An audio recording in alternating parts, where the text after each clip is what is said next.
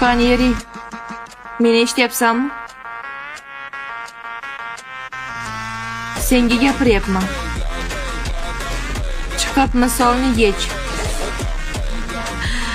Nega bunday qilyapsiz?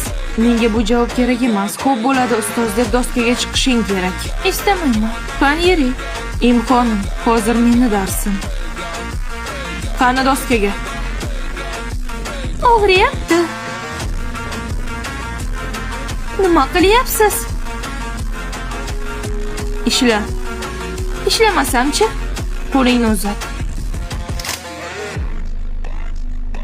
Nima qilyapsiz? O'quvchiga nisbatan bu zo'ravonlik ekanligini bilasizmi?